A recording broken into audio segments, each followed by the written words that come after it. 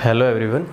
तो अपन यूनिट और मेजरमेंट्स के न्यूमेरिकल वाली सीरीज में चल रहे हैं, ठीक है। तो मैं पहले फिर से रिकमेंड करूँगा कि पहले आप यूनिट और मेजरमेंट का पहला वॉल्यूम यानी कि थ्योरी का पूरा चैप्टर एक बार देख के आए, ठीक है। ऐसा क्वेश्चनों का अपना मिक्सचर रहेगा, ऐसा नहीं है कि सारे इजी क्वेश्चन रहेंगे या सारे टफ क्वेश्चन रहेंगे, ठीक है। तो एक क्वेश्चन ये बोर्ड पे आपको दिख रहा होगा सामने। इस क्वेश्चन में पूछा है उसने कि इन SI units the dimension of epsilon not upon mu naught is, और आपको 4 ऑप्शन इसने दिए हैं।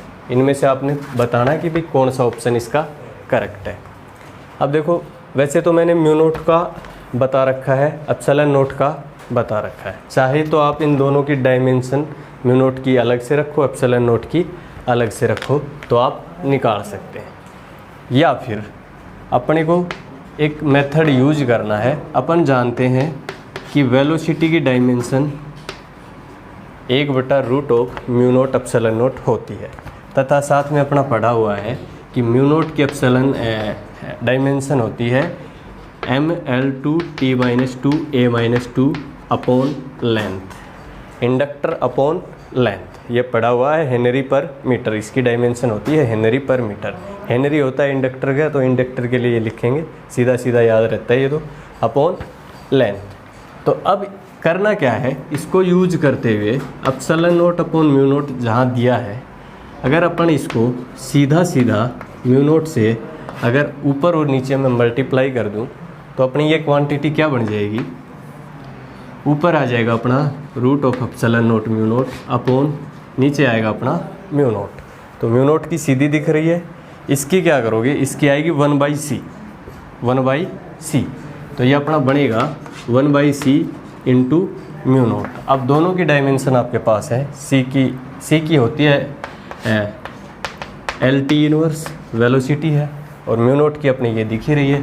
तो म्यू नॉट के लिए क्या लिखेंगे, mL2T-2 A-2 अपॉन L, ठीक है। अब इसको जब सोल्व करोगे तो L तो अपना कट जाएगा, ये बचेगा अपना, ये A ऊपर जाएगा तो A² बचेगा, T की पावर -2, और ये ऊपर जाएगा तो ये अपना बचेगा T³ बनेगा, ठीक है। और एक लेंथ अपनी ये ऊपर जाएगी तो L बचेगा अपना -2, M बचेगा -1।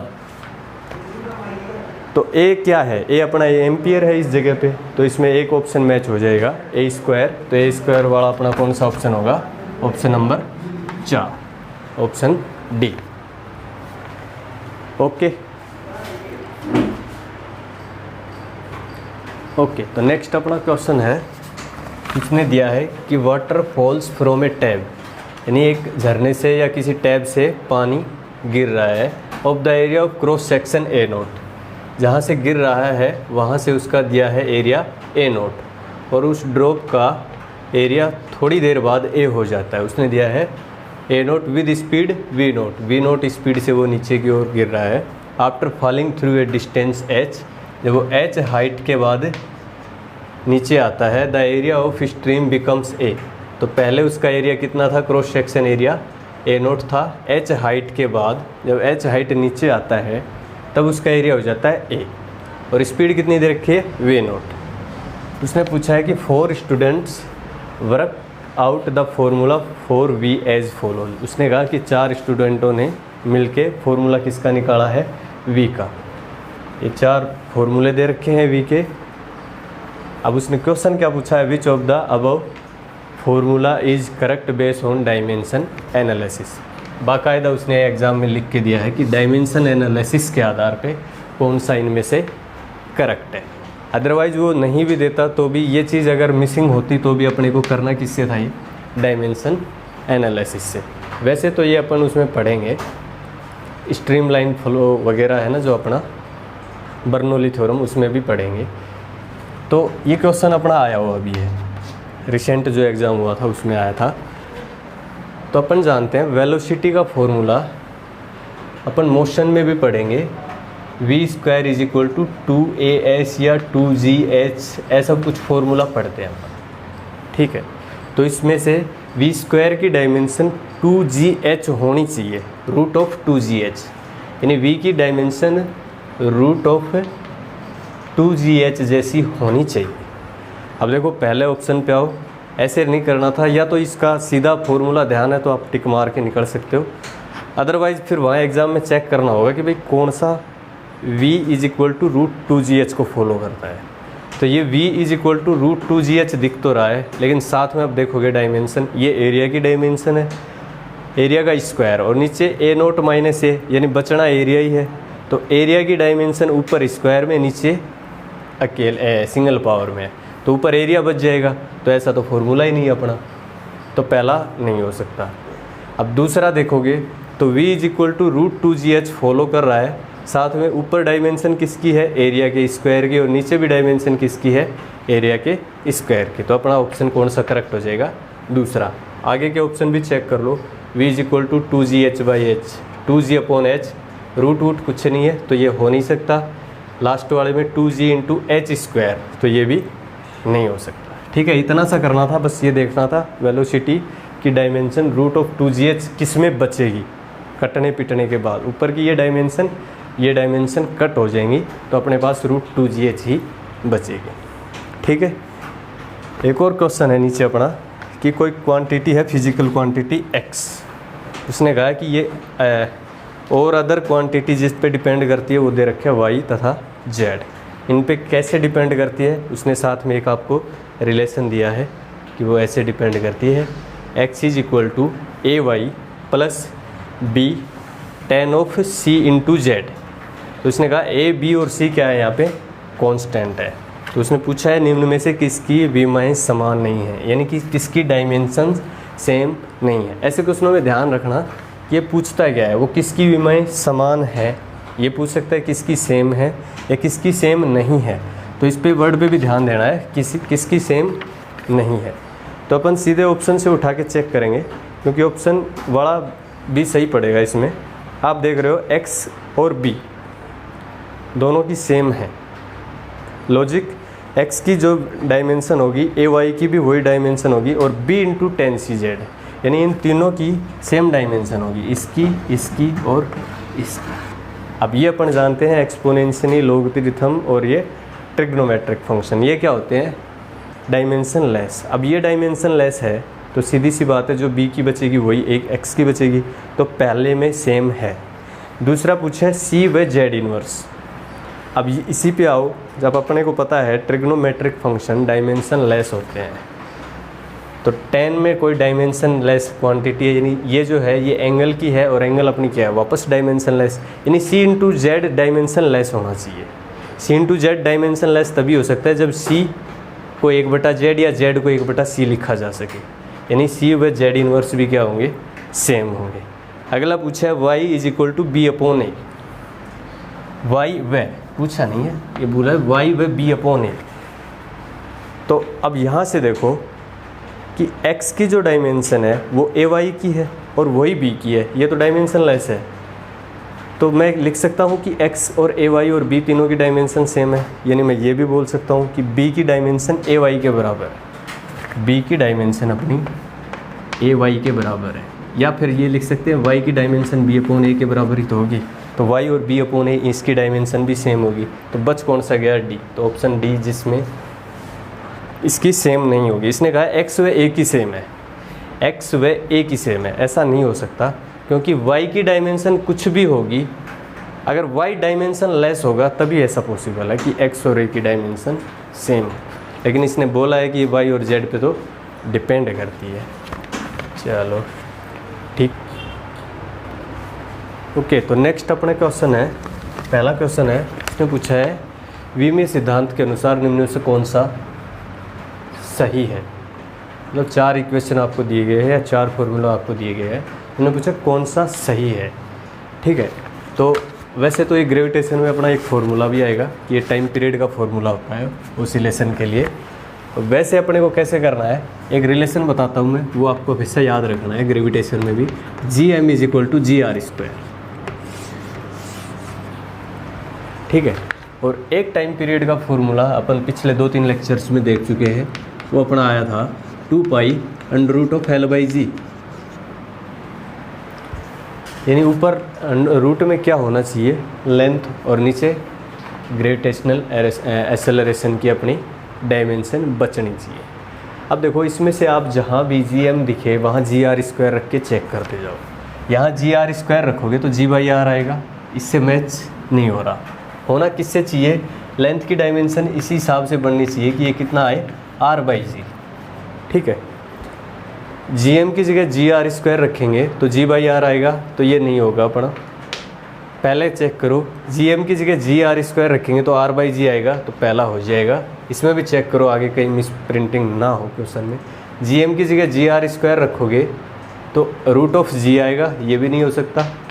और इसमें भी अगर GM की जगह GR² रखोगे तो √1/G आएगा, ये भी नहीं हो सकता। तो अपना करेक्ट ऑप्शन कौन सा हो जाएगा, ऑप्शन नंबर 1। ठीक है, साथ में दिया है नेक्स्ट क्वेश्चन और दिया है कि 4 different formula for the displacement y of A particle undergoing A periodic motion.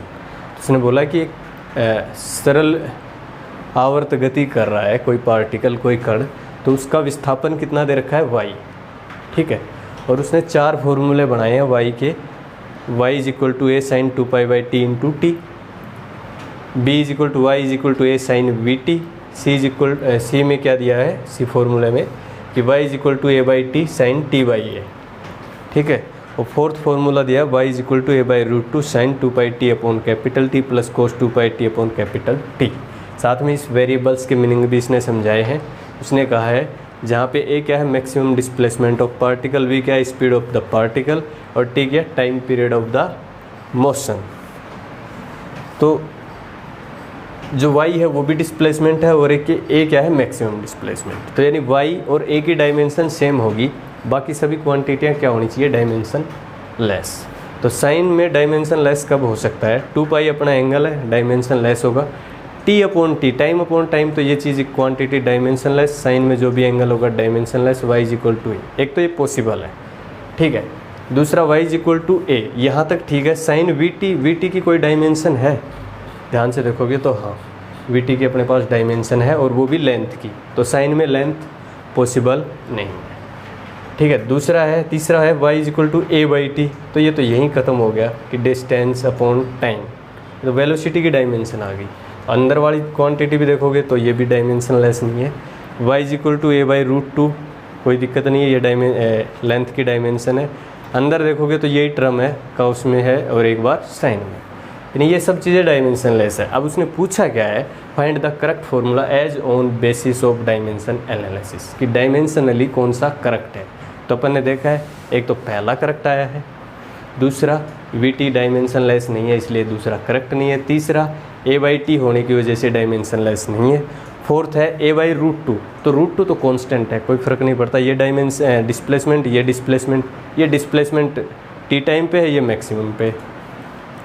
अब ये चीज़ डायमेंशन लेस, ये चीज़ डायमेंशन लेस, ये चीज़ डायमेंशन लेस, ये सब चीज़ें क्या है, डायमेंशन लेस। तो कौन कौन सा बचेगा अपने पास, एक पहला और एक चौथा, ऐसा ऑप्शन होगा ऑप्शन नंबर 2 a/d। ठीक है, तीसरा क्वेश्चन है छोटे मोटे एग्जाम में, ये जो लास्ट वाला क्वेश्चन है ना, ऐसे क्वेश्चन बहुत आते हैं, सिंपल है, इसमें सीधे आपको याद भी रखने हैं, 2-4 याद भी रख लो, वैसे आप वहाँ याद भी आ जाएंगे, ऐसी कोई बात नहीं है। किस युग्म की विमाएं समान है, उसने पूछा कि 2-2 पेयर बना के 4 ऑप्शन दिए हैं, उसने पूछा किसकी डायमेंशंस सेम है। तो पहले पे आओ, इसने पूछा वर्क और पावर, कार्य व शक्ति। तो भैया वर्क तो होता फोर्स इनटू डिस्प्लेसमेंट, और शक्ति होती है वर्क पर यूनिट टाइम, यानी force into displacement per unit time. तो इसकी डायमेंशन सेम नहीं है। डेंसिटी और रिलेटिव डेंसिटी, तो भैया डेंसिटी की डायमेंशन होती है मास अपॉन वॉल्यूम, और रिलेटिव डेंसिटी एक कांस्टेंट होता है। ठीक है, इसकी कोई डायमेंशन नहीं होती है, डायमेंशन लेस होता है। तो इस दोनों की भी इक्वल नहीं है। अब इसकी देखो संवेग व आवेग, इन दोनों की सेम होती है, मोमेंटम और इम्पल्स। तो चेंज इन दोनों की सेम होती है। ठीक है, याद करने को याद भी रख सकते हैं आप लोग।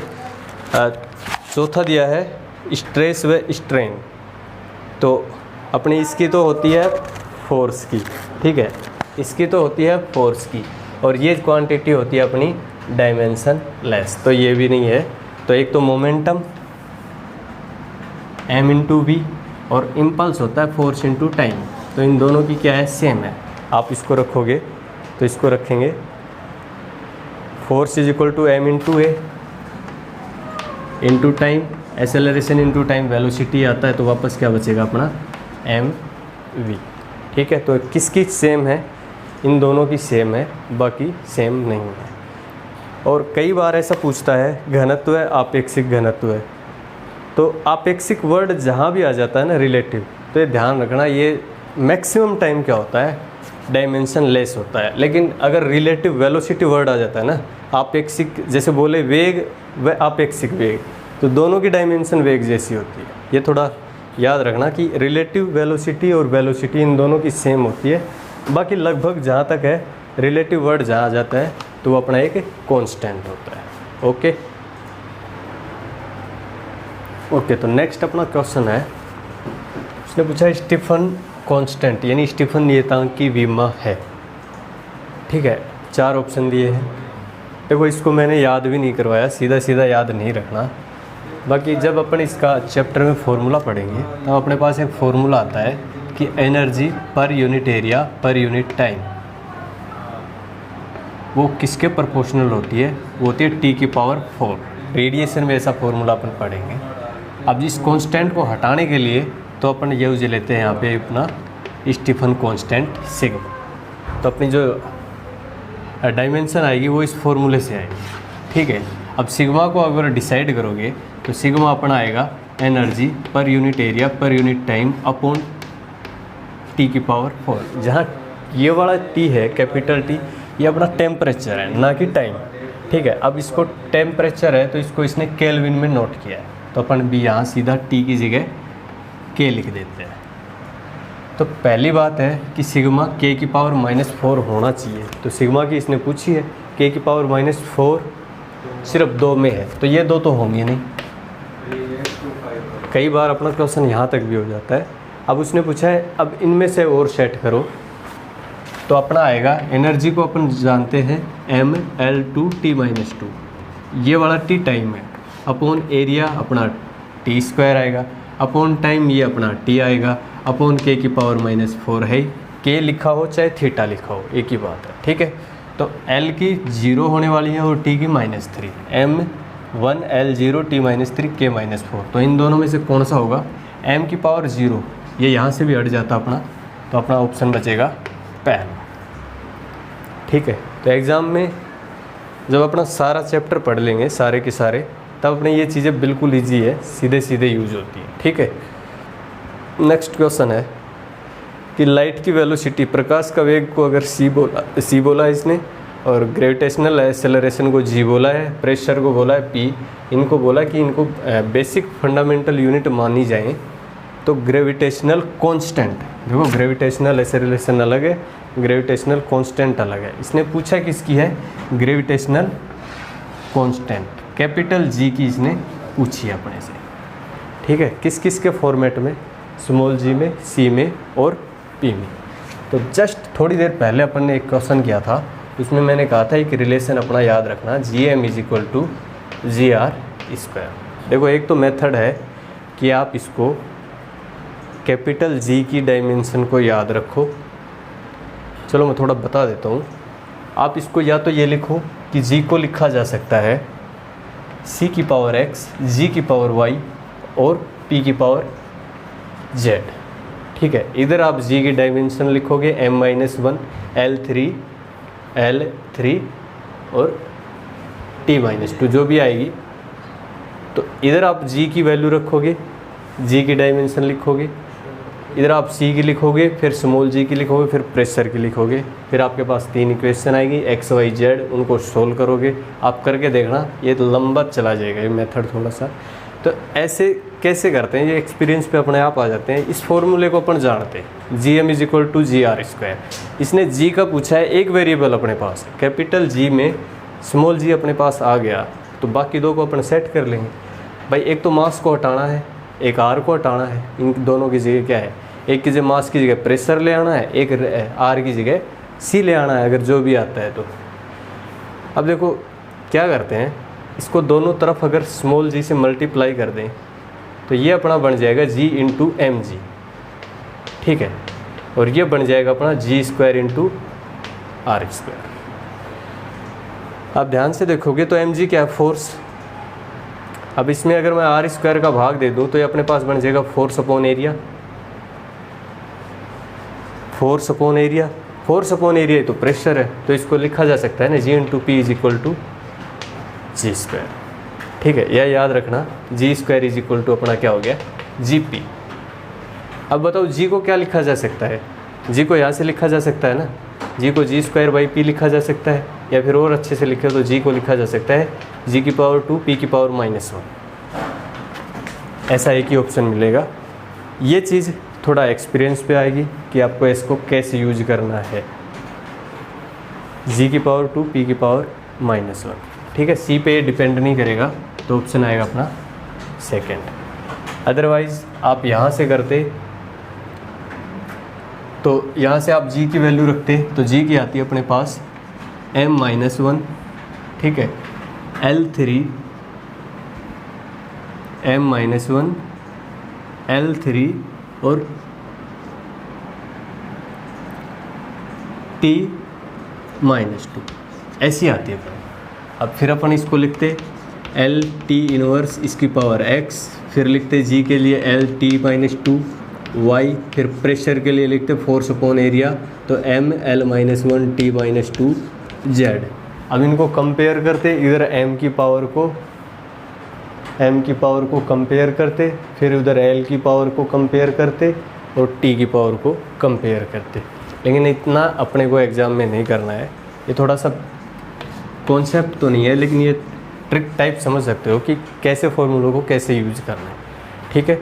तो जब भी एग्ज़ाम होगा, आप अगर कैपिटल जी स्मॉल जी में वेरिएबल घूम रहे हो तो इनको यूज कर लेना, ठीक है।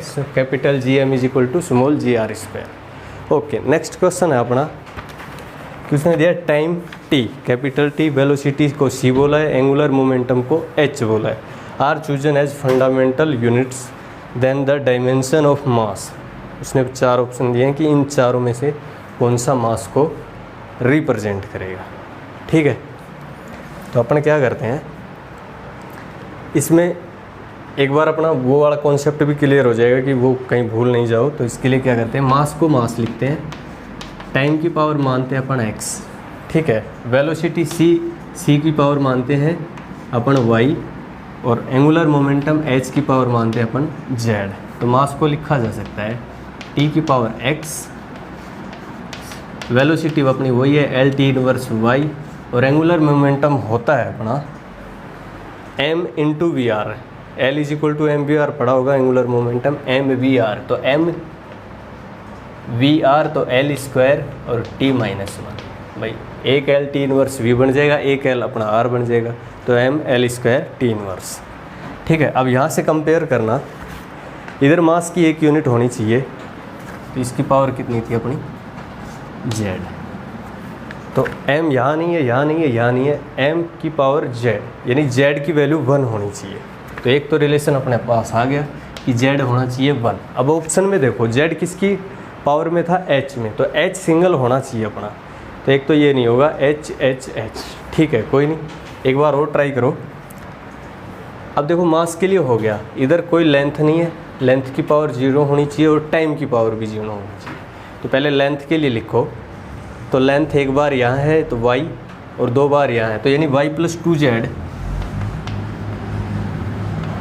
इज इक्वल टू अपना होना चाहिए 0, ठीक है। z की वैल्यू क्या है 1, z की वैल्यू 1 रखोगे तो y की वैल्यू अपने पास -2 आएगी।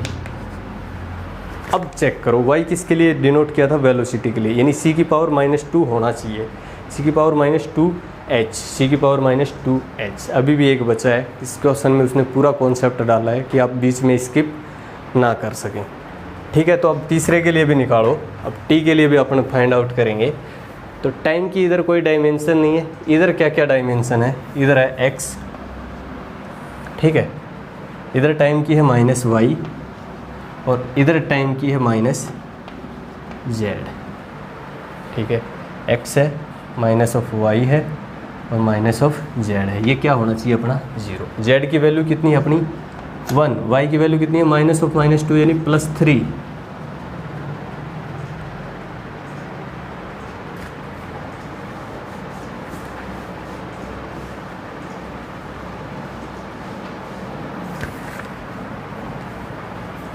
टाइम की वैल्यू अपनी है x, यहाँ पे है -y और यहाँ पे है अपनी -z।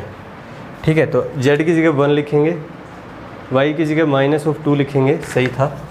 x - y - z = 0। z की जगह 1 लिखेंगे, x की जगह -2 लिखेंगे तो +2, z की जगह 1 लिखेंगे तो -1 = 0। तो x + 1 = 0, x की वैल्यू अपनी आएगी -1, x की वैल्यू अपनी आएगी -1। तो x किसके लिए रिप्रेजेंट किया था? टाइम के लिए, तो टाइम की पावर -1, c की पावर -2, h की पावर 1, तो अपना ऑप्शन हो जाएगा। देखो इस क्वेश्चन में इसने पूरा कॉन्सेप्ट लगाया है।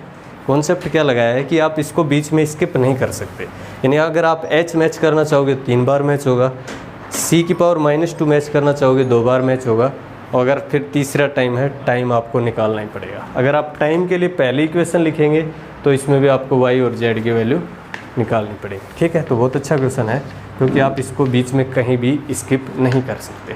ओके,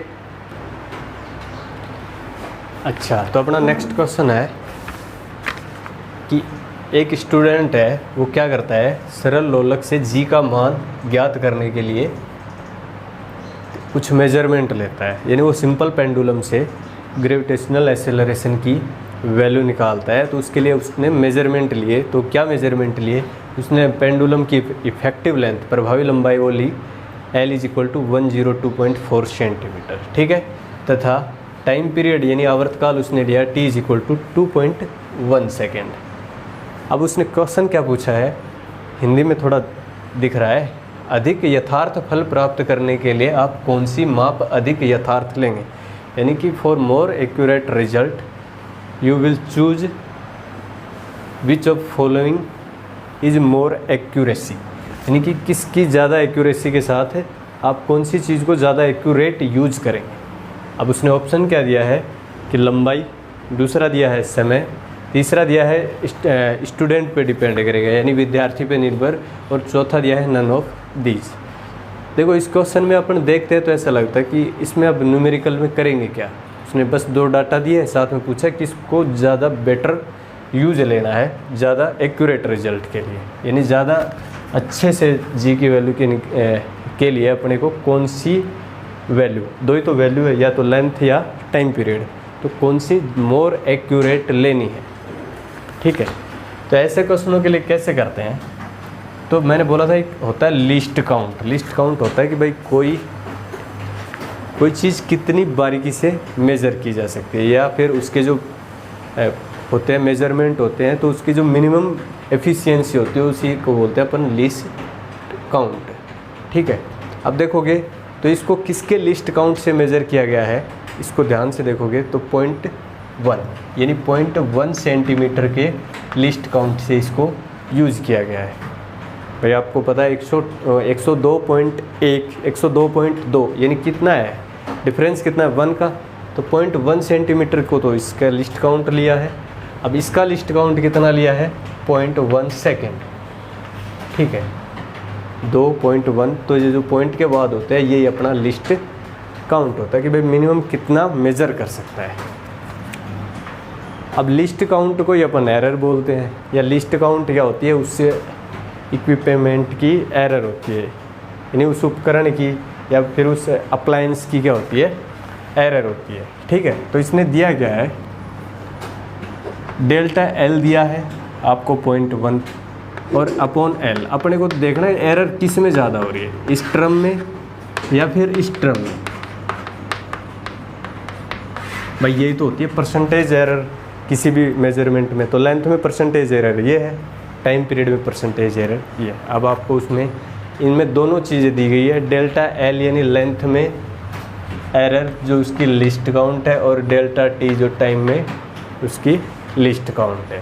तो डेल्टा L कितना अपना 0.1 सेंटीमीटर, और लेंथ कितनी है पूरी की पूरी, भाई लेंथ ही यही है, तो इसके लिए तो अपन लिखेंगे 0.1 सेंटीमीटर अपॉन 102.4 सेंटीमीटर इंटू 100%। और टाइम के लिए लिखेंगे, टाइम की एफिशिएंसी कैसे चेक करेंगे, तो इसका टाइम पीरियड है 0.1/2.1 इंटू 100%। अब अपने को चेक करना है कौन सी एरर ज़्यादा है। ठीक है, जब ध्यान से देखोगे तो आपको पता चलेगा। भाई ये 100 तो हटाओ, 100 दोनों में कॉमन है। आप तो ये याद रखो 0.1 में आप 2.1 का भाग दोगे और 0.1 में आप 102.4 का भाग दोगे। ऊपर 0.1 सेम है, नीचे देखो 0.1 में एक तो आप सोच के देखो, एक बार तो आप 100 का भाग लगा के देखो 0.1 में, और एक 2 का भाग लगा के देखो, तो कौन सा ज़्यादा बड़ा रिजल्ट कौन सा आएगा? ये वैल्यू तो बहुत कम आएगी। और नीचे डिनोमिनेटर बड़ा है, डिनोमिनेटर ऊपर ये वैल्यू तो बहुत कम आएगी। यानी इसको लिखा जा सकता है 0.1/100, इसको लिखा जा सकता है 0.1/2। तो ये कम आएगा, यानी इसमें एरर कम है, इसकी एरर जो है वो कम है, किसके बजाय? इसके बजाय। ठीक है, इसकी वैल्यू ज़्यादा आएगी, इसकी वैल्यू कम आएगी। तो एरर किस में ज़्यादा है? मोर एरर इसमें है। तो मेजरमेंट किसका एक्यूरेट करेंगे अपन? तो अपना आएगा टाइम। ठीक है, तो इसका ऑप्शन हो जाएगा अपना बी। ऐसा क्वेश्चन बहुत कम देखने को मिलता है, लेकिन आ जाए तो ऐसे ही करना है। हो सकता है इसमें टाइम और लेंथ का दिया, कुछ और चीज़ का भी वो मेजरमेंट पूछ सकता है। ठीक है, अच्छा नेक्स्ट क्वेश्चन है, यदि आई को विद्युत धारा यानी आई को इलेक्ट्रिक करंट बोला है, तो उसने पूछा इलेक्ट्रिक कंडक्टिविटी विद्युत चालकता की डायमेंशन क्या होगी। ठीक है, तो अपना रेजिस्टिविटी की जानते हैं, पढ़ाई थी मैंने जस्ट इससे पीछे वाले लेक्चर में। रेजिस्टिविटी की जानते हैं, तो कंडक्टिविटी की होती है 1/, रेजिस्टिविटी। तो अपन ये पढ़ेंगे R = ρL/A। ठीक है, रेजिस्टिविटी की अपोजिट, तो यानी इसको 1/सिग्मा लिखा जा सकता है। ये अपनी सिग्मा ही कंडक्टिविटी होती है। सिग्मा क्या आएगी अपने पास? Length upon area into resistance. ठीक है, एरिया है तो ये लेंथ से कट जाएगा, तो 1/, रेजिस्टेंस इंटू एल। एल क्या है भैया? इसको याद रखना है, ये लेंथ है, एल लेंथ है। ठीक है, अब अपने को चाहिए आर की और एल की। अब वापस कहाँ जाओ, ये तो वाली लेंथ है, इसको स्मॉल एल लिख लेता हूँ। ये अपनी लेंथ है, और अपने को आर की जो निकालनी है वो T = R/L से याद रखो। आर की चाहिए तो L × T। अब L की मैं बहुत बार याद दिला चुका हूँ, ML2 T - 2 A - 2। देखो एक करंट होता है, इसने A की जगह क्या लिया है? I, तो अपना क्या हो जाएगा? I - 2। तो ये अपनी क्या होगी? L की। इसको टाइम से मल्टीप्लाई कर दो, ये अपनी रेजिस्टेंस की हो गई, और उसको फिर लेंथ से मल्टीप्लाई कर दो तो अपनी RL की हो जाएगी। तो इसको याद रखेंगे। R की वैल्यू अपने पास आई है ML2, इसको T से मल्टीप्लाई करोगे तो अपना आएगा T - 1 और I - 2। साथ में एक लेंथ और है, तो ये अपना हो जाएगा L3। ये वाली लेंथ और है रेजिस्टेंस के अलावा। अब इसका भी इन्वर्स करोगे तो आपके पास आएगा M - 1 L - 3 T1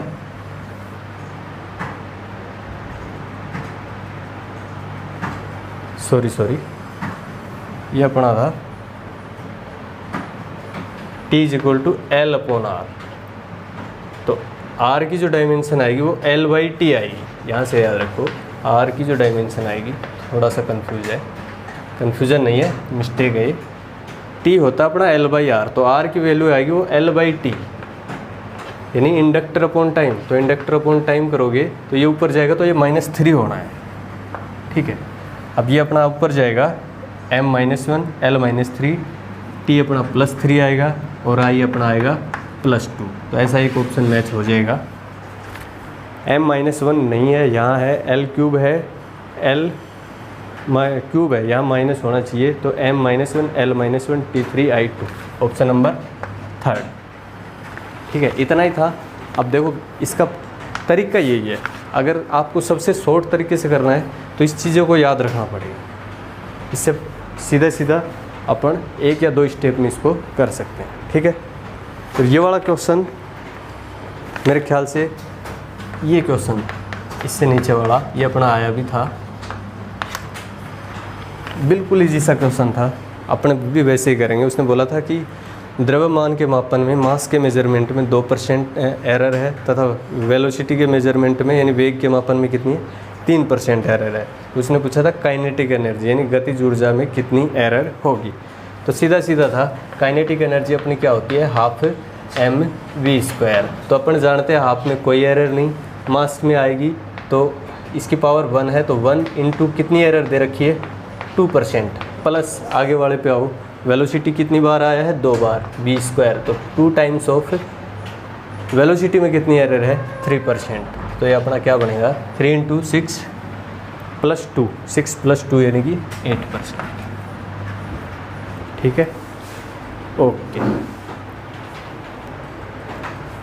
ओके। तो नेक्स्ट अपना क्वेश्चन है कि unit of thermal conductivity is, आपको सीधे सीधे याद रखना चाहो तो रख सकते हो, बाकी अपन फॉर्मूले से कैसे निकालेंगे, अपन एक फॉर्मूला पढ़ेंगे थर्मल एक्सपेंशन वगैरह इन सब में, यानी जो थर्मल प्रॉपर्टीज़ होती है मैटर की उनमें। तो ये अपना आता है Q/T is equal to K delta theta by delta x. Delta theta by delta x यानी ये होता है अपना temperature gradient with distance. K होती है अपनी थर्मल कंडक्टिविटी, A होती है अपना एरिया, Q होती है अपनी हीट और T होता है अपना टाइम। ठीक है, तो जब अपन यहाँ से करेंगे तो भाई हीट और एरिया दोनों को ध्यान से देखो, हीट और टाइम। तो हीट भी किसकी होती है जूल की, हीट की डायमेंशन भी क्या होती है जूल, और वर्क की डायमेंशन भी क्या होती है जूल। ठीक है, यानी जूल पर सेकेंड, ये पावर भी होती है, इसको वाट भी लिखते हैं, तो यानी कि लिखेंगे इसको वाट इज इक्वल टू के की अपने को चाहिए, एरिया होता है अपना L², टेम्परेचर होता है अपना थीटा या के, तो के का के लिखेंगे, और डेल्टा एक्स भी लेंथ है तो L, तो एक L अपना कट जाएगा। तो ये वाली के की डायमेंशन आएगी, इसकी डायमेंशन चाहिए, ये के टेम्परेचर है तो इसकी डायमेंशन अपनी आएगी वाट अपॉन मीटर अपॉन केल्विन। ठीक है, तो ध्यान से लिखेंगे, तो इसमें लिखेंगे वाट मीटर इनवर्स और केल्विन इनवर्स, तो अपना ऑप्शन हो जाएगा ये। और हिंदी में लिखते हैं इसको वाट पर मीटर पर केल्विन। ठीक है, इसकी होती है थर्मल कंडक्टिविटी, उसमें चालकता होती है वाट पर मीटर पर केल्विन। ठीक है, और यहाँ से जब यूज करेंगे तो इस कैपिटल के की आएगी वाट पर मीटर पर केल्विन, ऑप्शन नंबर 4। ठीक है, नेक्स्ट क्वेश्चन है अपना कि जो वाटर वेव्स होती है उसको आपको दी गई है कि जलीय तरंगों का वेग, यानी वाटर वेव्स की वेलोसिटी कितनी है v, जो किस पे डिपेंड, और उनकी वेवलेंथ दी है, उनकी तरंग दैर्घ्य दी है लैम्डा। वो बोल रहा है कि इनका वेग उनकी लैम्डा यानी तरंग दैर्घ्य, घनत्व रो और ग्रेविटेशनल एक्सेलरेशन g पर डिपेंड करता है।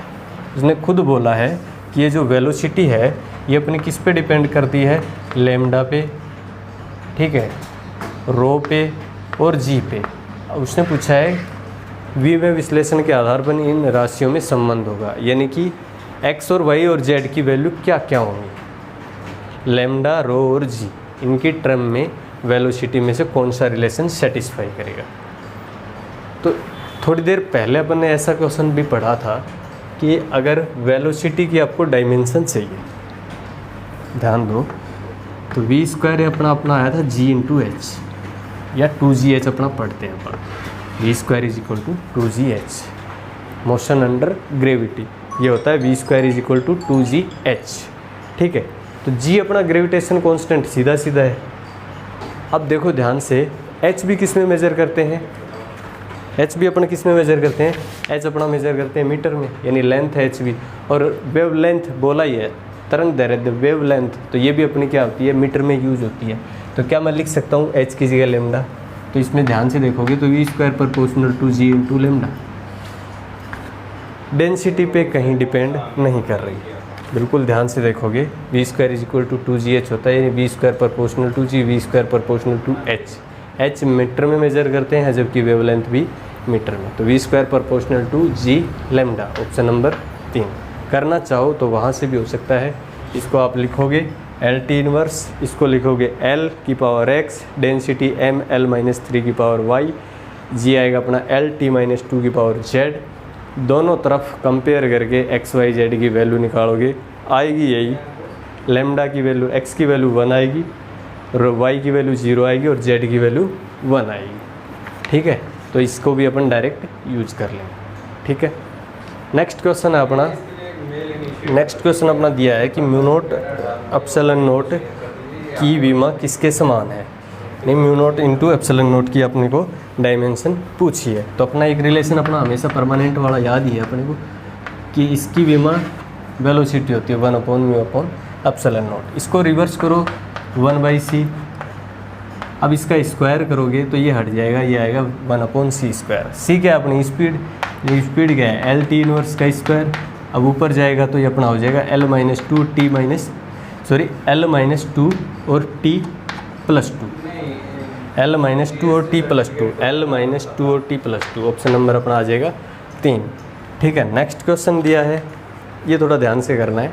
नेक्स्ट क्वेश्चन दिया है कि एक बॉल की आपको रेडियस दी गई है, एक बॉल की रेडियस दी गई है कितनी 5.2 प्लस माइनस 0.2 सेंटीमीटर, और उसने पूछा है कि बॉल के वॉल्यूम में परसेंटेज एरर है, यानी बॉल के आयतन में, गेंद के आयतन में उसने परसेंटेज एरर पूछी है। अच्छा, तो रेडियस की मेन वैल्यू ये है और वेरिएंस कितना है ये वाला, यानी कि आपको रेडियस के ध्यान दें तो डेल्टा आर तो अपना है 0.2 सेंटीमीटर और जबकि आर अपना है 5.2 सेंटीमीटर। लेकिन उसने आर में कोई एरर नहीं पूछी, उसने वॉल्यूम में पूछी आयतन में। तो अपन जानते हैं वॉल्यूम क्या होता है किसी भी स्फेरिकल शेप का 4π/3 इंटू आर क्यूब। अब वॉल्यूम में एरर पूछिए, इसमें कोई एरर नहीं है, तो वॉल्यूम में एरर आएगी delta v upon v into 100% is equal to, इसमें कोई एरर नहीं आएगी 3 टाइम्स ऑफ, भाई 3 क्यूब है तो 3 इंटू डेल्टा आर इंटू 100%, तो यही तो आएगी अपनी वॉल्यूम में एरर। तो वॉल्यूम में एरर पूछिए तो कितनी आएगी 3 इंटू डेल्टा आर इंटू भाई 3 टाइम्स ऑफ रेडियस में एरर। अब इसकी वैल्यू रखो तो अपने पास आएगा 3 इंटू, थोड़ी सी कैलकुलेशन है इसमें, डेल्टा आर अपना 0.2 है और ये अपना 5.2 है इंटू 100%। ठीक है, अब ये अपना कट जाएगा तो अपने आएगा ये 3 इंटू 2/52 1/26 इंटू 100। अब देखो और थोड़ा सा स्पीडली आप कैलकुलेशन करोगे तो आप देखोगे ना तो आपको समझ आएगा। अगर ये 25 होता, सपोज करो ये अगर 25 होता तो ये 25 इंटू 4 यानी ये 12% होता। अगर ये 25 होता तो ये 12% होता। अगर डिनोमिनेटर को बढ़ाओगे तो रिजल्ट को कम कर दो। सेम थिंग है कि अगर आपने 25 को 26 किया तो आंसर को इससे कम करो। भाई अगर ये 25 होता तो 12% होता, ये 25 से ज़्यादा है तो ये 12 से कम होगा। ऐसा एक ही ऑप्शन है और 12 के पास भी मिलेगा, 12 से कम होगा 12 के पास भी मिलेगा। तो इसको जब आप सोल्व करोगे तो अपने पास आएगा 11%। ठीक है, ओके।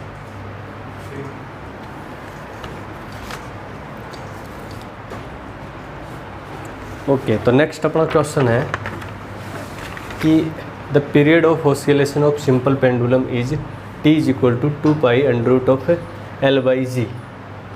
उसने कहा एक सरल लोलक की ऑसिलेशन का टाइम पीरियड इस प्रकार डिफाइंड है। तो मेजर्ड वैल्यू ऑफ L, यानी L को मेजर किया तो उसने मेजरमेंट कितना लिया 20 centimetre, known to 1 mm accuracy, यानी डेल्टा L कितना है 1 mm एक्यूरेसी, यानी लिस्ट काउंट कितना उसका 1 mm।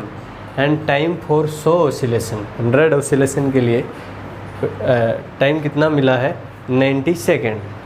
यूजिंग है ब्रिस्ट वॉच, ब्रिस्ट वॉच मतलब कलाई घड़ी से मेज़र किया तो टाइम कितना लगा 90 सेकेंड।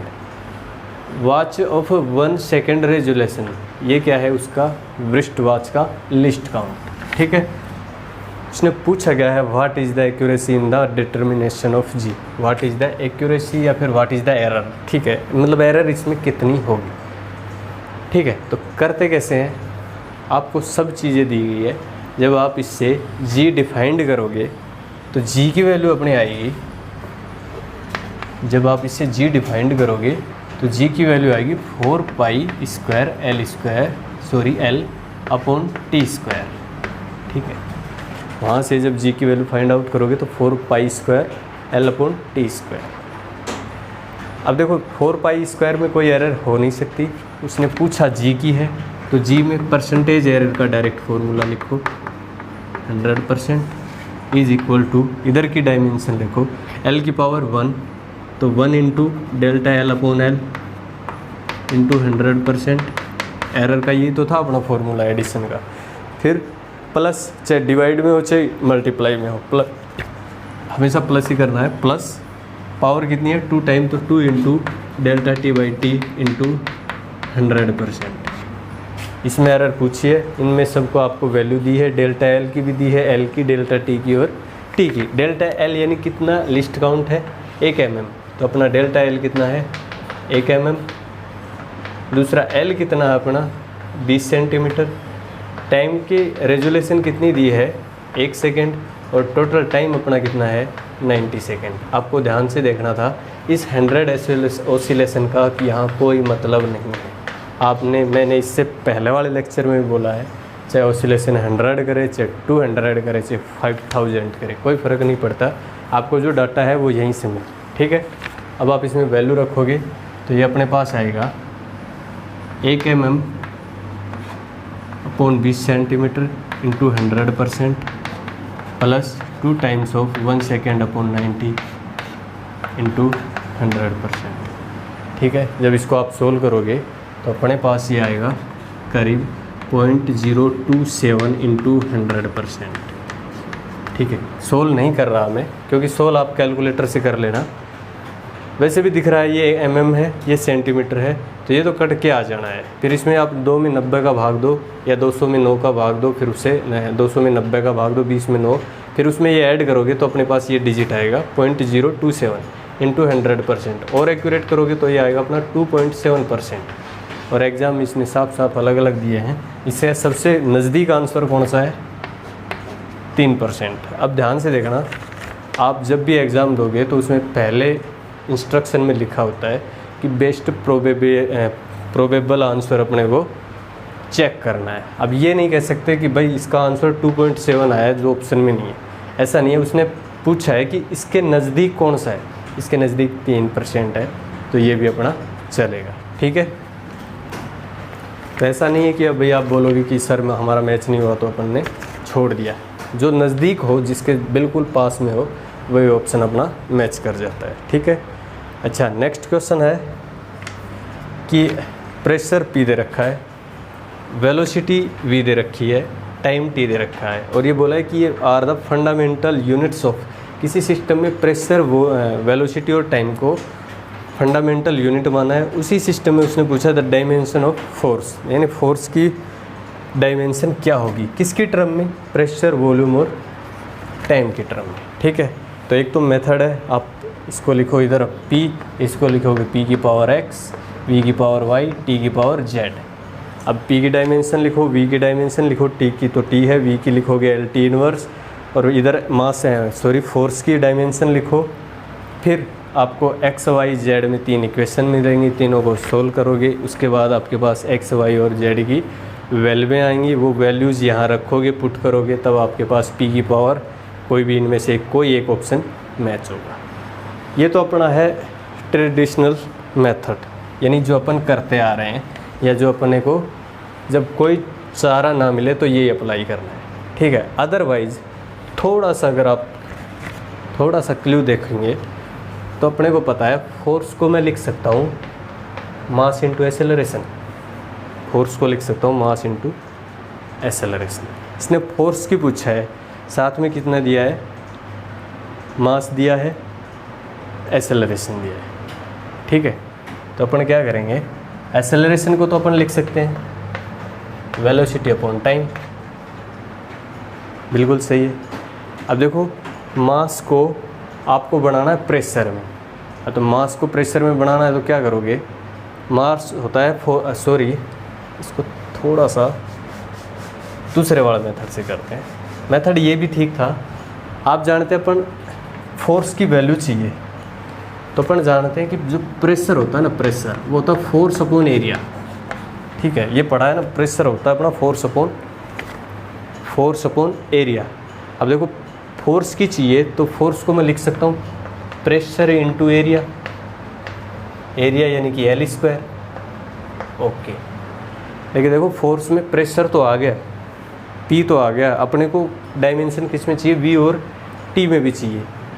अब देखो लेंथ का अपने को पता है, वेलोसिटी होती है अपनी लेंथ पर यूनिट टाइम। बिल्कुल सही है, वेलोसिटी अपनी होती है लेंथ पर यूनिट टाइम। यहाँ से L को लिख सकते हैं ना, L is equal to V into T.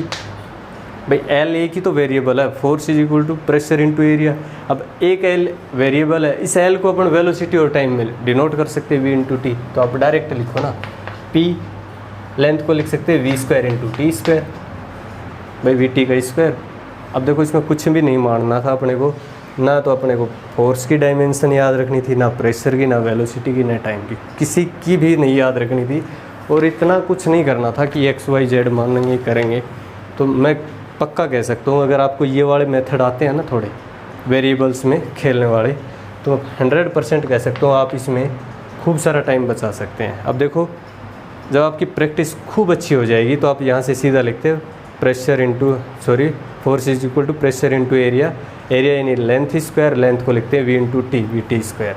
तो अपना ऑप्शन कौन सा होगा, P V square T square, option number second. ठीक है, ऐसे क्वेश्चन एग्ज़ाम में एक बार अगर आप बहुत सारी अच्छी प्रैक्टिस कर जाओगे ना, तो फिर पक्की बात है आपको ऐसे क्लू से क्वेश्चन करने को ज़्यादा बेनिफिट मिलेगा। यानी अगर आपको लीड देनी है तो इस क्लू से ही करना पड़ेगा। ठीक है, नेक्स्ट क्वेश्चन है अपना कि आपको एक इक्वेशन दिखाई गई है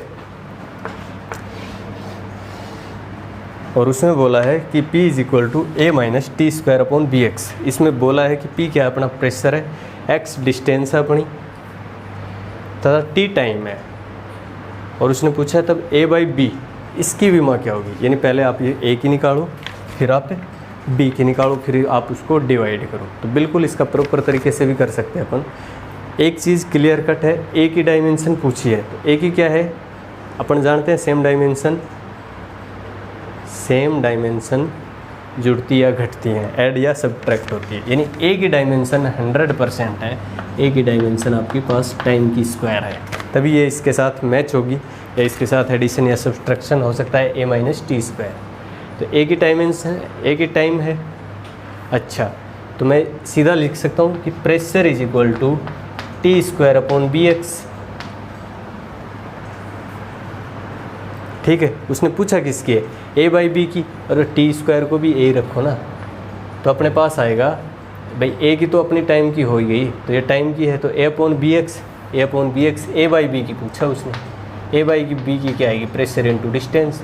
अब प्रेशर कितना, force into area, ML T minus 2 force into area into length.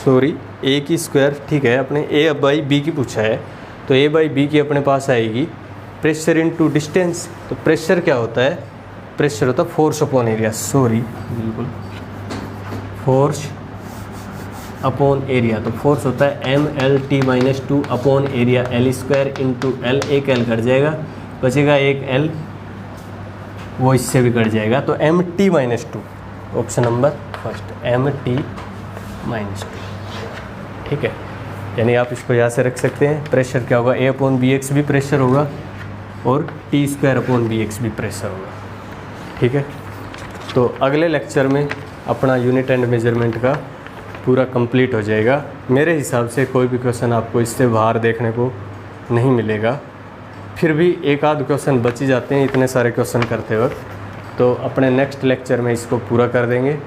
आप बस एक सिस्टम से सेट करते रहें, यानी एक सिस्टमेटिक तरीके से आप चलते रहेंगे तो ये सब क्वेश्चन इतने फास्ट कर सकते हैं। ठीक है, तो मैं फिर रिकमेंड करूँगा आप इसका वॉल्यूम फर्स्ट ज़रूर देखें, क्योंकि उसी में अपने ये सब थ्योरी के पार्ट लिखाए हैं, उसी से मैं कुछ चीज़ें डायरेक्ट उठा के लिख रहा हूँ। ठीक है, तो आप ये वीडियो देखने से पहले लेक्चर 1 या वॉल्यूम फर्स्ट ज़रूर देखें। Okay, thank you.